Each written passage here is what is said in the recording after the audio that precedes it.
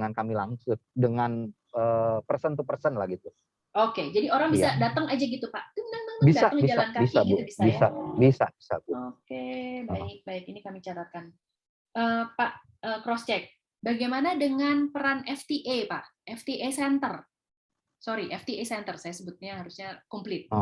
FTA Center yang ada di Jakarta, Bandung, Medan, Makassar, dan Surabaya di kota-kota besar utama. Kan sudah eksis, Pak. Itu kan sebetulnya turunannya Kementerian Perdagangan. Ya. Nah, apakah itu sama unit kerjanya Bapak atau dengan kementeriannya Bapak nih nyambung, nge-cross? Kalau untuk yang di Jakarta itu posisi mereka berkantor di itu, Bu, di kementerian, di Ridwan Rais. Posisi mereka di situ gitu, berkantornya di situ gitu. Iya. Tapi artinya kan kalau ada pertanyaan Pak, mereka kan open tuh 24 jam iya, bisa, untuk konsultasi. Iya. Oke, Bisa. jadi sudah kami terjadi. Kami juga kalau masih bingung gitu ada permasalahan atau misalnya lagi baca-baca ternyata ada kebingungan, ya kita tetap konsultasi ke mereka, ke FTA Center atau ke Direktorat Fasilitasi atau ke tapi ya itu ya konsultasinya dalam arti person to person, Bu, gitu. Kayak saya misalnya kenal dengan Bu Cynthia gitu dan juga Pak Direktur Fasilitasi, kadang saya langsung komunikasi dengan mereka gitu. Seperti itu sih. Oke. Tapi artinya hubungan dengan FTA juga sudah terbuka sudah ya. Terjalin, artinya sudah terbuka, betul. Kalau ada yang mentok bisa dialihkan ke mereka kasarnya ya.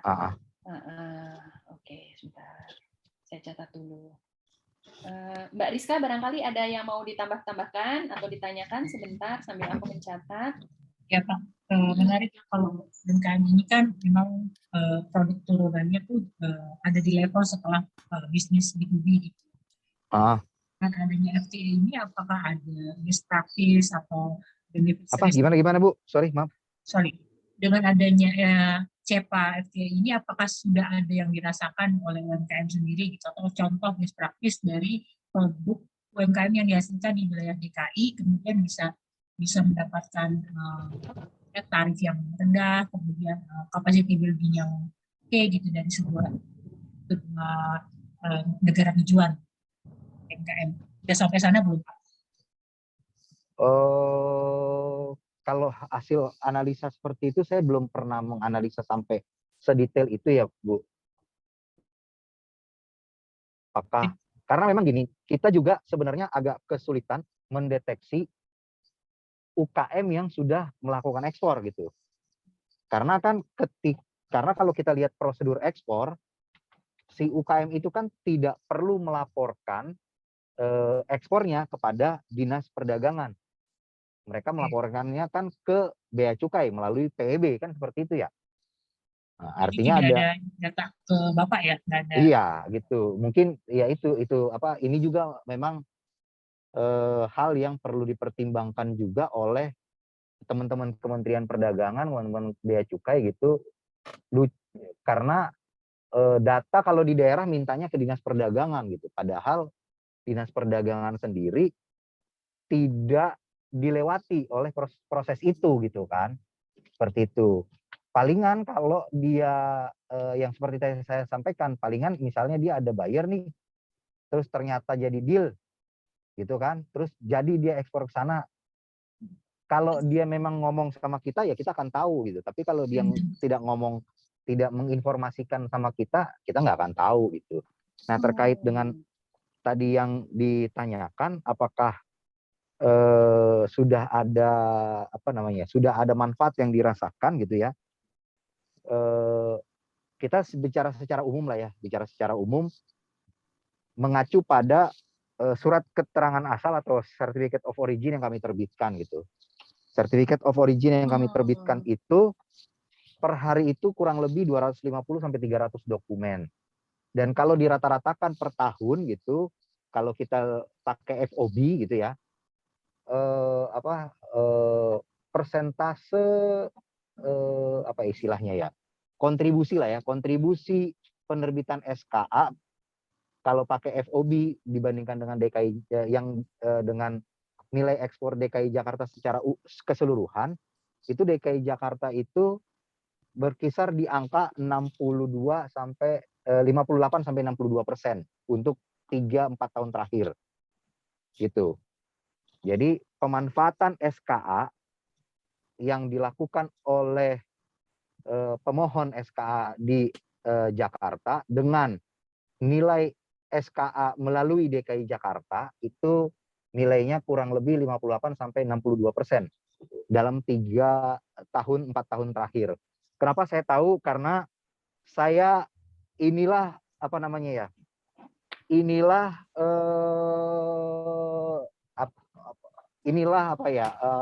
tugas akhir saya pada saat saya di klub tim kemarin gitu.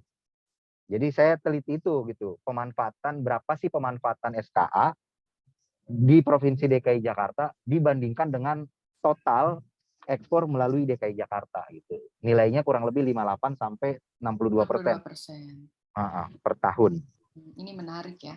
Jadi ketika mereka gitu. mengantongi SKA atau COO, belum tentu mereka nyata-nyata berhasil mengekspor juga toh. Belum tentu mereka kemudian melakukan kegiatan ekspor impor gitu ya Pak ya? Enggak dong, bukan dong Bu.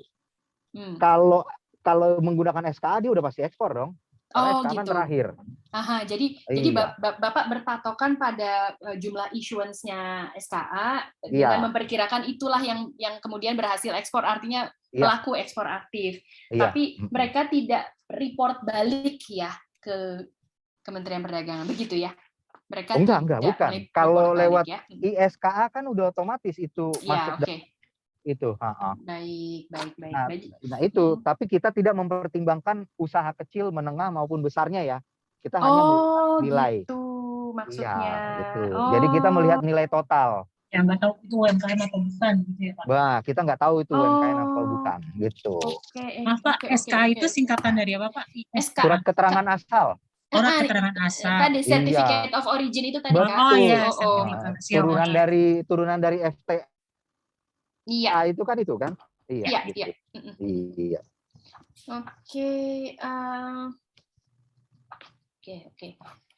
Kalau begitu iya, jadi nggak ada juga belum ada assessment jajak pendapat atau apa ya Pak istilahnya mungkin survei gitu yang atau kajian gitu kajian menanyakan UMKM kamu benar-benar merasa bermanfaat nggak sih kalau keran ekspornya dibuka gitu ya? Belum. Jadi masih ya itu Bu, ya tadi secara umum lah. Kita hanya ngelihat nilai total dari nilai total FOB yang diterbitkan menggunakan SKA dengan nilai total FOB yang PEB yang diterbitkan melalui Jakarta gitu. I see. Gitu. Baik. Oke. Menarik ini. Temuan baru. Kita juga ada kesempatan nanti ngobrol dengan CSIS Pak Badia, nanti mungkin hari lain. Siapa tahu nanti bisa coba kami pancing ya di mereka udah ngapain aja gitu. Kan riset nanti, kan kalau CSIS kan. Nanti coba tapi saya kirim itu kemarin hasil itu saya gitu ya. Hasil data yang saya punya itu nanti saya kirim biar kelihatan di situ bahwa nilainya berapa persen itu pemanfaat ya, saya hanya bicara pemanfaat, saya tidak bicara usaha kecil, menengah atau besar itu. Oke Pak. Nah kita mungkin Rizka ada lagi kah sebelum kita pindah ke poin berikutnya? Oke. Jadi itu udah kelihatan gap-gapnya ya Pak. Pak, dalam kembali lagi ke konteks komunikasi Bapak sosialisasi ke pelaku usaha di DKI Jakarta. Bapak mengkelompokkan nggak, mengkategorikan nggak prioritas yang primary gitu ya, yang utama, kemudian yang sekunder, barangkali ada lagi yang tersier gitu ya. Tidak hanya dari skala usaha, tetapi juga dari sisi produk barang maupun produk jasa yang mereka hasilkan. Jadi misalnya ada produk tertentu yang sangat diminati di luar negeri, negara apapun itu, atau jasa apapun yang sangat diminati di negara apapun itu yang menjadi prioritasnya Bapak untuk digarap. Atau selama ini nggak pernah ada pengelompokan seperti itu. Jadi ngelayanin semua aja gitu. Ya itu tadi seperti saya jelaskan di awal. Bahwa So far sih kita masih secara umum. Halo? Halo? Iya Pak, kedengeran Ya, Pak dengan jelas. so far Yes. kita masih secara umum, Bu, gitu. Belum sampai mendetailkan per komoditi atau per apa namanya? Ya. itu. Gitu. Jadi memang juga tidak pernah ada strategi untuk misalnya bulan ini coba kita genjot yang Iya. bisnisnya kopi gitu, enggak ya? Oh, Jadi belum. Oke. Belum, Baik. Bu. Baik. Kemudian tadi yang saya pahami juga instrumen produk-produk informasi atau kemasan komunikasinya itu juga masih boleh saya asumsikan belum banyak, Pak. Maksud tadi saya kan memancing dengan apakah ada katalog, buklet, atau misalnya Bapak turunkan itu ke medsos sehingga mereka mudah membacanya, atau apa gitu Pak, materi-materi komunikasinya barangkali bisa diceritakan Pak, barangkali ada yang lain gitu.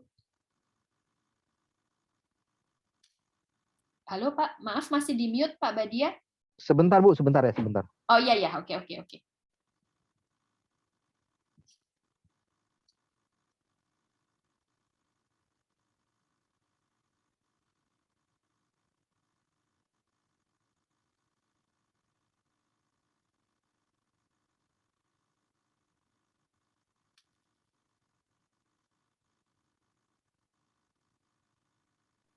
Bu, sebentar saya ke ruangan dulu sebentar ya, baru nyampe kantor. Ya, Sekitar silakan 2 Bapak. menit lah, 2 menit. Nggak apa-apa Pak, kami menunggu aja, silakan.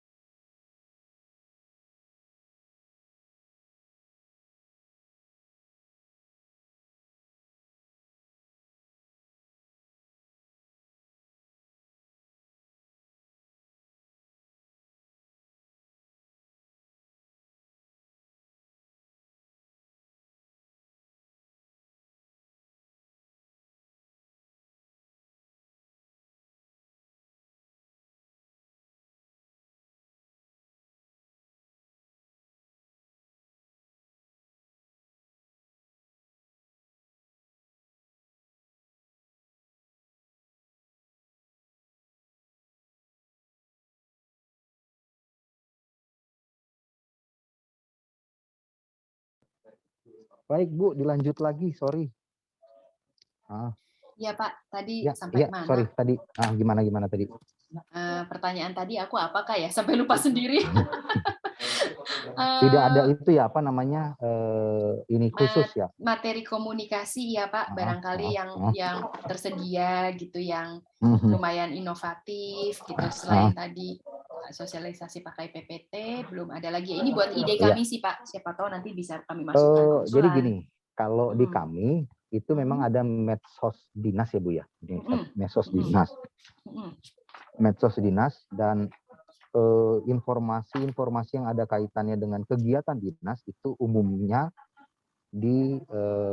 disampaikan melalui medsos itu gitu. Jadi memang tidak rutin ya kita sampaikan yang terkait dengan FTA ini gitu. Tetapi biasanya kalau kami ada kegiatan, misalnya kegiatan yang tadi yang melalui Dekon atau apa itu, nah itu kita akan broadcast itu kegiatan tersebut gitu dengan hasil broadcastnya seperti apa, misalnya hasil kegiatan itu atau manfaat dan tujuan dari kegiatan itu seperti apa gitu paling. Oke. Si follower cukup responsif Pak. Mereka cukup. Kalau itu saya nggak ngecek ya Pak, nggak tahu ya. Nggak tahu. Oke. Karena kan itunya lain lagi bidangnya itu Bu. Kami. Ya. Tapi itu bisa kita asumsikan menjadi salah satu cara dan salah satu channel untuk mereka memberikan umpan balik juga ya. Nanti bisa kami cek sendiri kok Pak. Nanti bisa kami follow medsosnya. Oke. Kemudian kalau dari pengalaman selama ini Bapak berinteraksi dengan pelaku usaha, apa yang paling susah banget diberi pengertian ke mereka, atau apa yang paling mereka rewelin Pak? Ini terkait apa nih ya? Apakah terkait kekhususan FTA ini atau secara umum?